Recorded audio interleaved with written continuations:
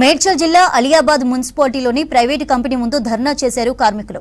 20 ఏళ్లుగా పనిచేస్తున్నా కనీస వేతనం అందడం లేదని ఫైర్ అయ్యారు. కంపెనీ లాభాల్లో ఉన్నా మినిమం వేజెస్ ఇవ్వడం లేదన్నారు. దళారులతోనే అన్యాయం జరుగుతుందన్నారు.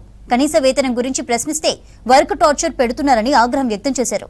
యాజమాన్యం స్పందించి ప్రభుత్వ నిబంధనల ప్రకారం వేతనాలు ఇవ్వాలని డిమాండ్ చేశారు కార్మికులు.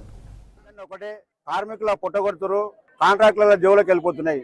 ఈ కాంట్రాక్ట్ వ్యవస్థ అనేది నిర్మూలన కావాలని చెప్పేసి మేము ఈ రోజు పోరాటం చేస్తున్నాం. మేము 30-35 ఏళ్ళ నుంచి కంపెనీ చేస్తున్నాం కాబట్టి మాకు అనుభవం ఉంది.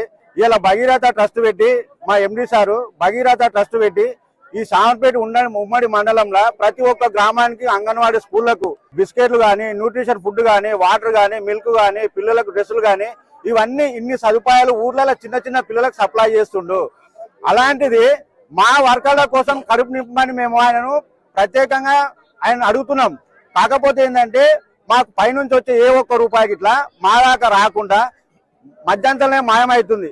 మా డిమాండ్ ఒకటే, మాకు మినిమం గేట్ పేమెంట్ 600 రూపాయలు, 650 రూపాయలు మినిమం వేజ్ ఉండాలి. అలాగే ప్రతి సంవత్సరం స్టాఫ్కి ఏదైతుందో బోనస్లు ఏవైతే ఇస్తారో అది ఇట్లా వర్కర్లకు ఖచ్చితంగా బోనస్లు వేయాలి. ఇంకొకటి వీక్లీ ఆఫ్లు 4 డేస్ ఏవైతే వీక్లీ ఆఫ్లు ఉన్నారో ఇంతవరకు గత సంవత్సరంలో వాళ్ళు మాట ఇవ్వడం జరిగింది. అప్పటికి నుంచి ఇప్పటి వరకు మాకు ఎలాంటి వీక్లీ ఆఫ్లు ఇట్లా పే చేయడం లేదు. వీక్లీ ఆఫ్లు పే చేయాలి. వాళ్ళు చెంతోసినప్పుడు యాజమాన్యం స్పందించి వాళ్లకు తగిన వేతనం ఇవ్వన్నా వద్దా? ఏదేమైనా సరే మేము అన్ని పార్టీలందరం కూడా ఈ కార్మికుల కోసము గట్టిగా నిలబడి యాజమాన్యాన్ని తల వంచి కార్మికులకు న్యాయం చేస్తామని చెప్పేసి అని తెలియజేస్తా ఉన్నాం.